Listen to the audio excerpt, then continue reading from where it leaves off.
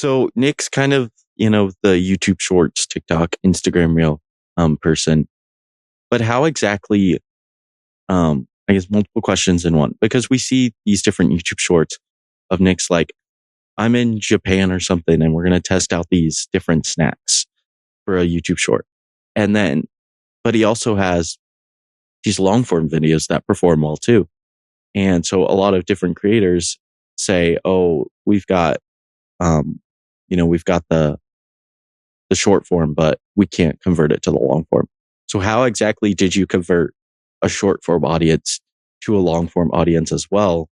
And then how exactly do you succeed in the shorts content creation space? Because we've all seen, the different revenues for YouTube shorts and TikTok and everything. But then obviously getting sponsorships, but how exactly do you make both of those work? Or how do you succeed in doing these shorts? Yeah, definitely. So I would say that what I would say is, I'm just trying to think of the best way to phrase it. In terms of your first question of like, how do you kind of maintain both a shorts and long form audience and how do you convert people back and forth? Um, I would say in some ways, we don't even necessarily think about it so much as like converting our short form audience to long form. I'd say we keep it even more simple and we just think, how can we make amazing short form content and amazing long form content? And by doing that, we're confident that the viewers will come. Like if we're making amazing content, again, on both platforms, that's that's really the most that we can do ourselves. Like we just want to make sure that people are seeing the highest quality stuff, the highest quality food content in this case.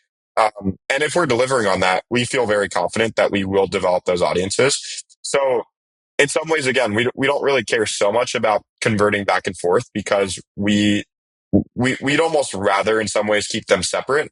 And the way that we know we're going to consistently have that audience is again by just focusing on making really, really great content for both platforms. Mm-hmm. To your second question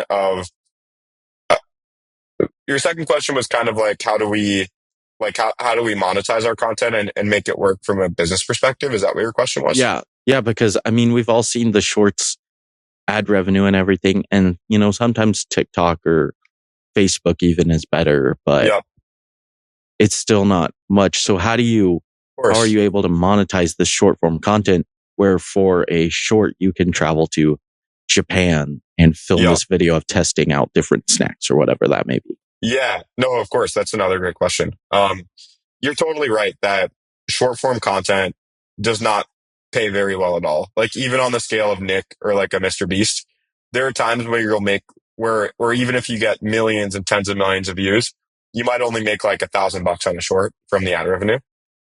Or oftentimes much, much less. Oftentimes you might only make a couple $100, even if you're like a Nick channel or a really big channel.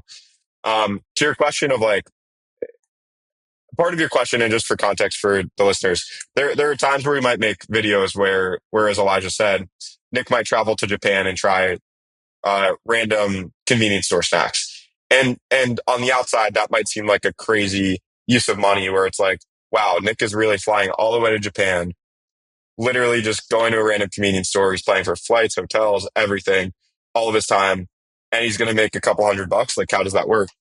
And the answer is kind of two pronged. One, when we do trips like this, we very strategically try to make sure that we're getting enough content where it is ROI positive to do these trips. For Mm-hmm. example, like yes, while it'd be a net negative to go to Japan and make only one video on snacks, we'd probably lose money on that if we're making like $200 on the short.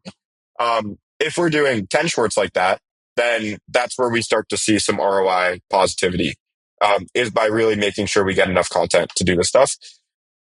So whenever we do trips, we'll almost always try to balance both short form and long form content. Again, just to maximize our ROI.